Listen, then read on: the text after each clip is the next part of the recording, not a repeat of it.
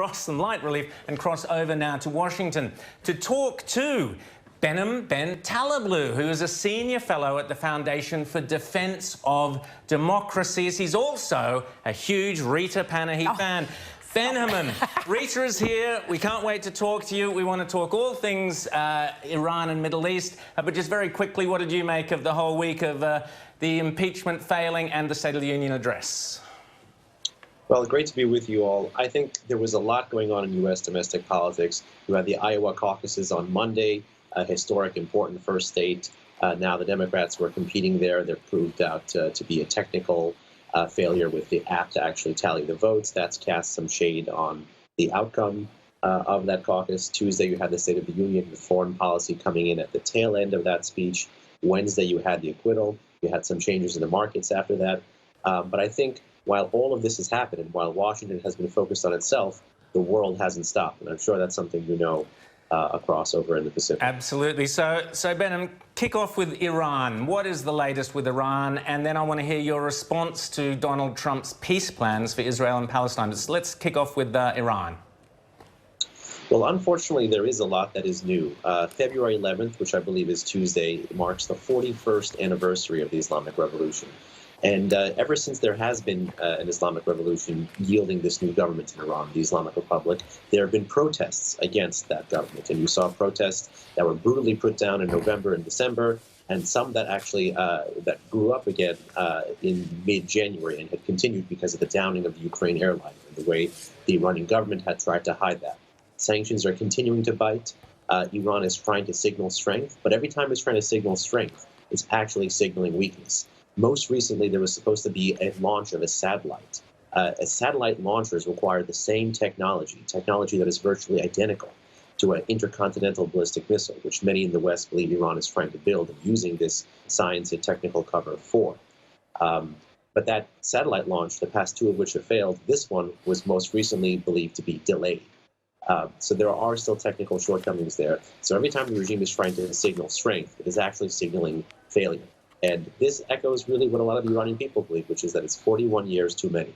So it's going to be a very interesting acrobatic political act for Iranian leaders to come out on Tuesday and to tout 41 years of success when you have 41 years of failure. Rita, your family left 41 years ago or thereabouts? Well, not quite 41 years ago, but yeah, well, they left because of the Islamic Revolution. I'm interested, though, Ben, on your judgment on whether the Iranians are looking at, well, if the Democrats win the coming election or if we can hold on for another 4 years, we're going to get a very, very much more receptive partnership with the Americans and with Europe, and a new deal can be put in place and some of those sanctions can be relaxed. Are they counting on the Trump administration failing, and then they can hold on for power and keep doing what they've been doing for the last 40-odd years?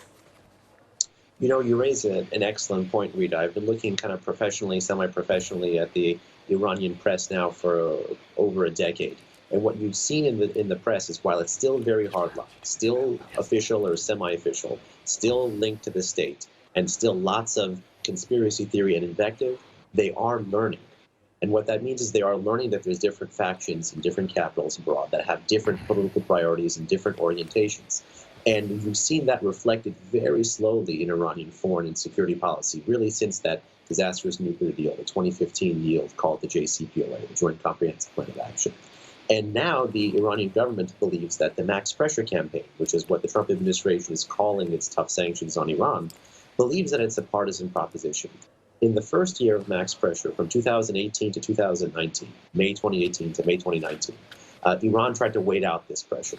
But once the pressure built, starting in May 2019, Iran tried to take this pressure head on, escalate across the region, hoping to spook the Trump administration into making a bad move, into stopping the sanctions, prematurely offering sanctions relief, and doing something that the administration couldn't do, follow up on certain threats, that kind of thing. All with the goal of believing that the president would be a one-term president, that max pressure would cost him, and thus actually wait for a change in 2020. So the Iranians understand, more so than ever before, that a change in 2020 will yield a qualitatively different Iran policy. That's not just me analytically saying it. You have countless people running for the highest office in the land talking about wanting to somehow re-enter the deal, perhaps re-enter and then fix the deal, perhaps pave the way to re-enter the deal, talking about a process to come back to the deal. And that's all the Iranians need to hear from the Americans, because they're hearing likely the same thing, I believe likely, from the Europeans, who are bending over backwards to find ways to keep Tehran in the deal while Washington sorts itself out domestically. Iran? And that is a very tough place to be in.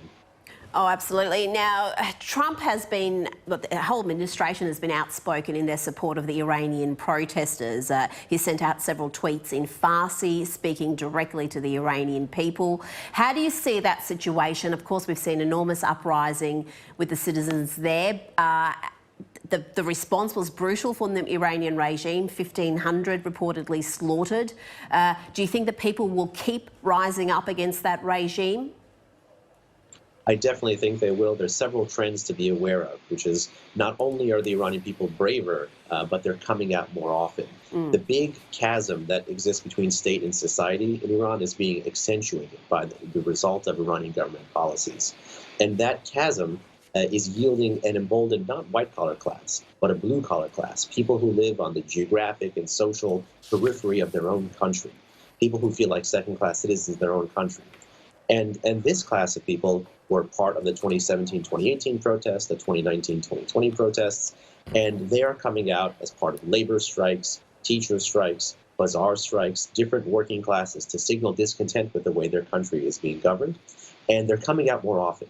These big divides in Iran used to be, these big protests in Iran used to be divided by a decade, or half a decade, 1999, 2009, 2017. But really, since 2017, you've had protests every few months, 2017, 2018, 2019, 2020. So the pace is continuing. The bravery is increasing, but the brutality of the Iranian state is also increasing. And that is something we need to watch for in 2020. Absolutely. James, just quickly. Just very quickly, Ben, just wanted to ask about the peace plan that the Trump administration proposed this week. What are its chances of success, and have the Palestinians finally worn out their welcome or their tolerance of the Sunni Arab world, especially vis-a-vis Iran? There is an interesting triangle there between Israel, the Sunni Arab states, and the Iran issue, which is the more Iran becomes a threat, the closer you're likely to see Israel and some of these Sunni Arabs, particularly on the Arab side of the Persian Gulf, grow their ties with Israel, probably covertly, and then, if the future permits, overtly.